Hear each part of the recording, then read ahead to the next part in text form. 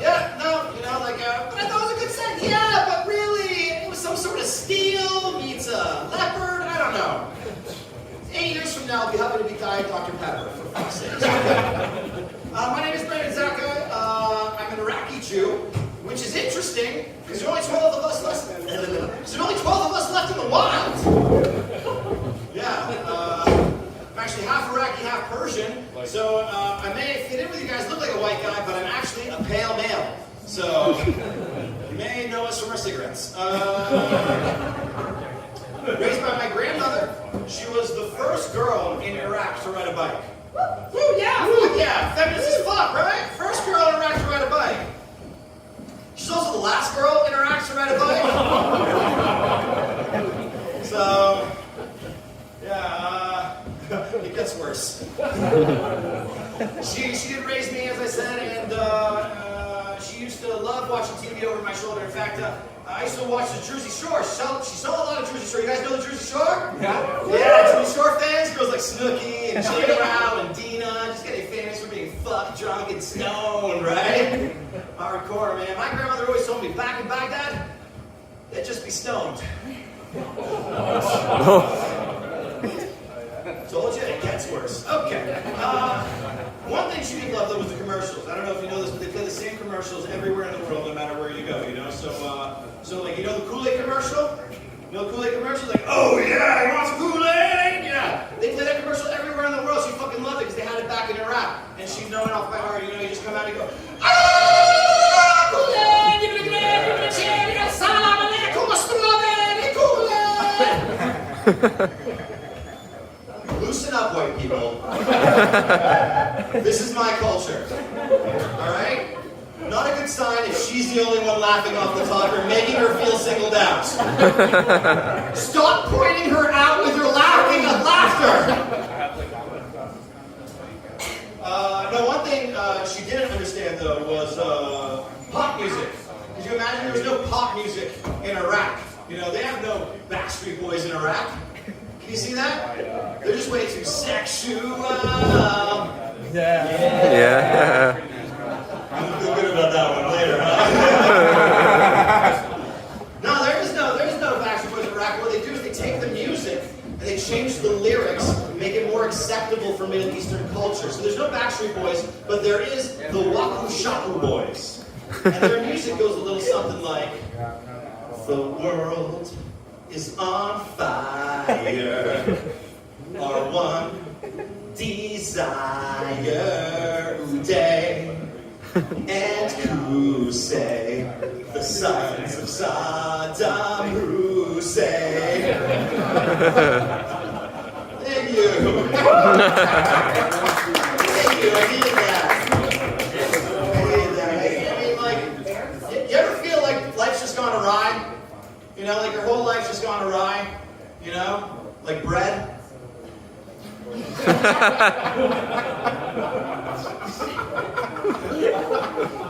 don't know, I live in Toronto. Anyone else thinking of moving to Toronto? No. Yep. Well, if you're thinking of moving to Toronto, I can help you out, because I'm thinking of killing myself. So I can save you a lot of money on a condo.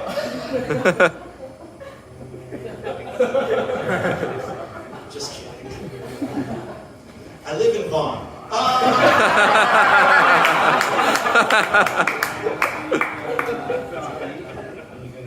My parents divorced at the worst possible time in human history.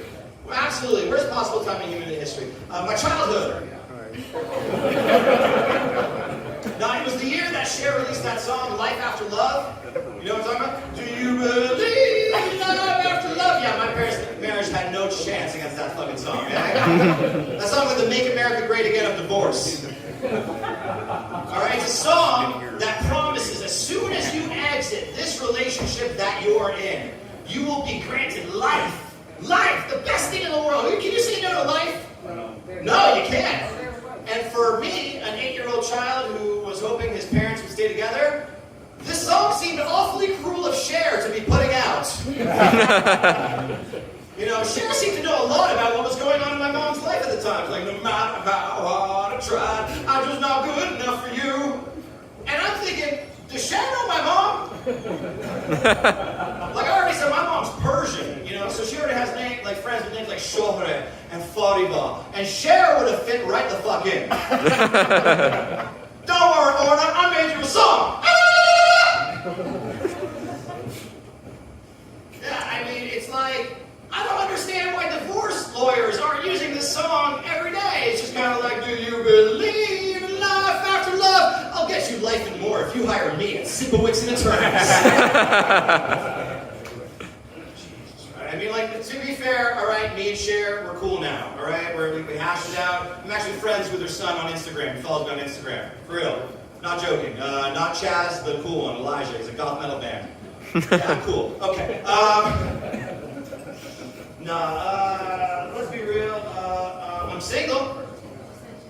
You could have faked acting surprised, for fuck's sake. I mean, come on. Is it that obvious? I don't know. Am I as obvious as Marvel is? When they name their... Yeah, see? Right? Marvel naming their superheroes. So on the nose. I mean, Black Panther? I think we can just call him Panther. The rest is self-evident.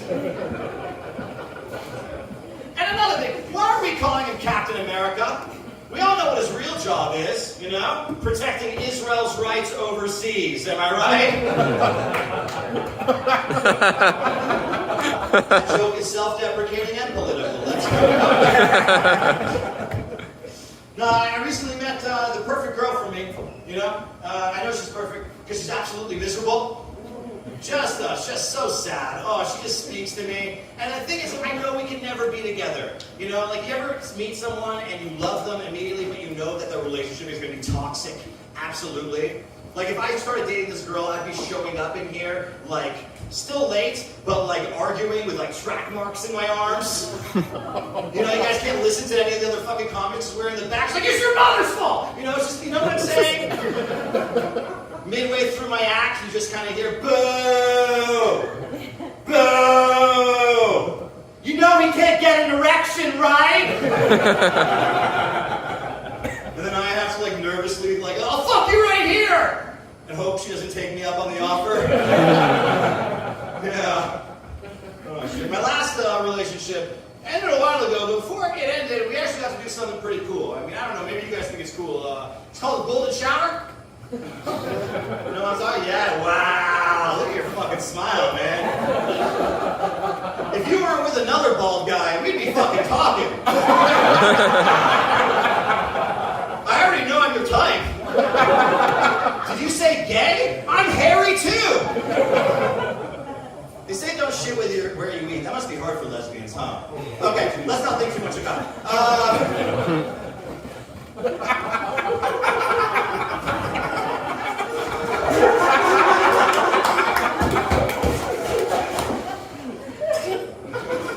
Golden showers! Yeah, we had a golden shower, did it for her birthday, and she's so excited. She asked me, like, Brandon, how was it? And I go, I'm honest, I go, just okay. She goes, what? Just okay? Do you know what I just did for you? Do you know what I just let you do to me? If anyone ever asks how that went, you better tell them you had a good time. So Peterborough, I'm just here to clear the air. If any of you guys are looking for a good time, just piss on Rachel. It's that fucking easy. Believe it or not, that's not why we broke up. We actually broke up over some like misunderstanding. You know, she we're lying in bed and she asked me, Brandon, what are you thinking about? And I go, me? No. I go, my type 5. And she doesn't know what that is. It's a comedy term. She goes, you're type 5? Is that what you think of me? Is that what you call me to all your friends? You're type 5? I go, oh no, babe, that's a comedy term. And type 5, it means a good 5 minutes of comedy. Like the last 4 minutes and 33 seconds. Babe, come on, you're much more like a loose 8.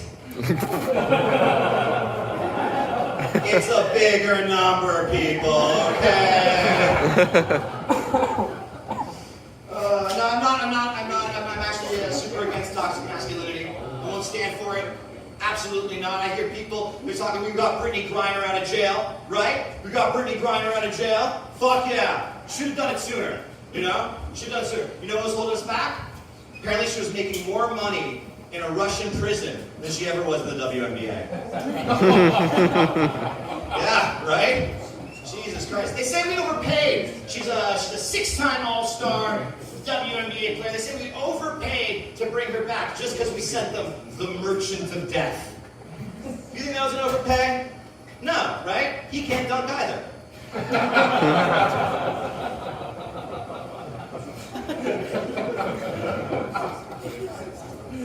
No, man, people are tough on girls, man. They rape women. Do you believe that? They chauvinist, she's a 9, she's a 10, she's a 2. I don't believe in that shit, man, because that's chauvinist, man. There's any girl, any woman, any person on earth, you can find something beautiful about them and use that as the basis of a building block of a relationship. I truly believe that. That's why if I start a dating site, I'm going to do away with the ratings. I'm going to start a site to cover all the women. I'm going to call it Girls 10 and Under. Dating site for the rest of us. Nah, man, it's fucked up. You ever watch porn? No? Well, I'll tell you about it. There's this new thing in porn. It's ant porn.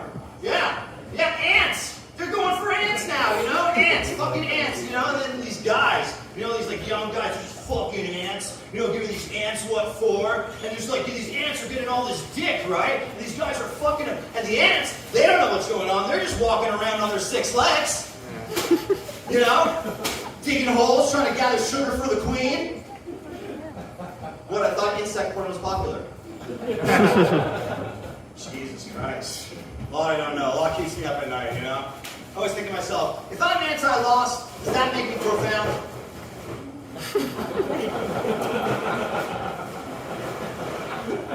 Maybe. You didn't like that one? Yeah, figures. Nothing's been going my way lately. Absolutely nothing. You know, I was at the park the other day trying to play frisbee with my dog. Didn't work. Turns out I never taught him frizz-a.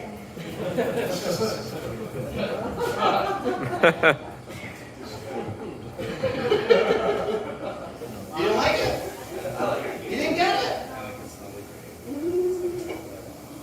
It's okay. You know, that's of course you didn't get it. Murphy's Law, am I right? If something bad can go wrong, it will. Murphy's Law. I fucking hate that law. I prefer some of the other laws, you know? Like the law that if you hear words that sound like food, it makes you hungry. Cole's Law? These are smart jokes. Jeez. Oh, man. Fuck, I'm a movie fan. You know, actually, I'm not even a fan of what they're doing with movies today. You know, like, they made a remake of 101 Dalmatians. You know, a CGI remake. That's bullshit, man. They put 101 dogs in a shot.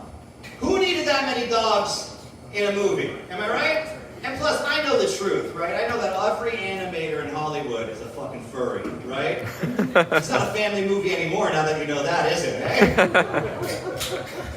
If you made a live-action 101 Dalmatians in the 70s, you wouldn't need 101 dogs. All you do is you put 6 dogs in a shot, in a room, your brain figured out the rest. You're watching a movie. That's a lot of dogs. Yeah. 1, 2, I can't count. Blown away by the story. I mean, let's be real. If you put 101 Dalmatians in a shot, 101 real Dalmatians in a shot, I don't need to see the movie. I want to see the making of documentary. All right? By Werner Herzog. On the first day of filming, our main dog actor Sadie was injured chasing a rat down the hall. That is why we brought in the best dog actor in all of Europe. A greyhound by the name of Sophie. Every morning, Sophie would spend 6 hours in the director's chair, in the makeup chair, while they hand-applied spots in order to make her become Sadie. Now we are cooking. I feel like I fucked up the first half of that, so I'm just gonna skip that. Fucked up the dogs' names, it ruins everything. Another movie I really loved growing up was Forrest Gump. You guys like that movie, Forrest Gump? Yeah, Forrest Gump's a great movie. You can't make a movie like that anymore, you know? No one's gonna do the Forrest Gump voice. You know what I'm talking about? A little problematic. No one can do the Forrest Gump accent. Except me for this joke, so buckle the fuck up, okay? Forrest Gump's a movie that covers everything in the baby boomer generation, you know? Covers everything in their lifetime. You got the Vietnam War, you have Watergate. How are you gonna have the Forrest Gump for my generation, for Gen X? What are you gonna do with Forrest Gump? That was a sad movie. What's the first scene of that movie? Hey, Kurt Cobain, here's my lucky shotgun.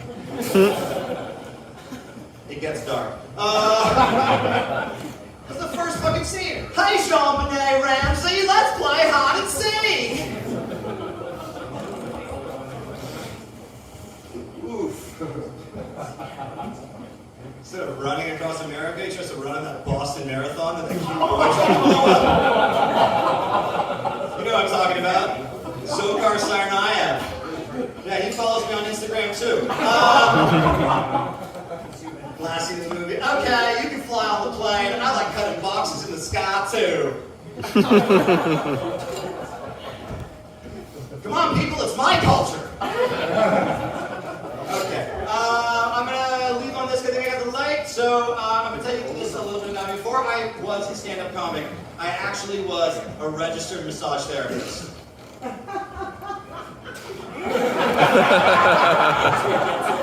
She gets it. She heard the sentence, didn't think it ended in massage therapist. Would any one of you guys feel comfortable walking into that room and seeing me there? I've been told I look like a school shooter. Yeah, I give off column vibes. The only way I can actually massage people, well, I mean, I can massage people, the only way I can massage dudes, you know? Guys?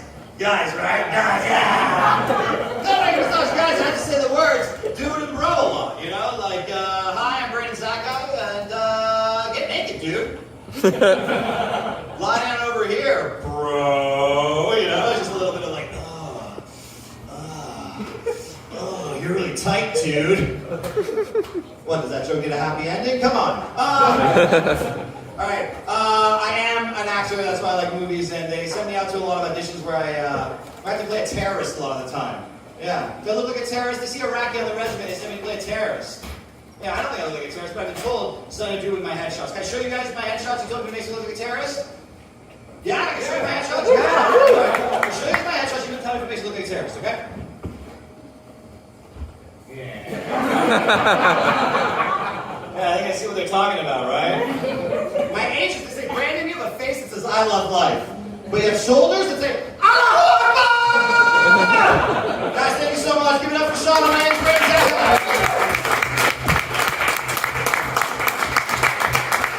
That was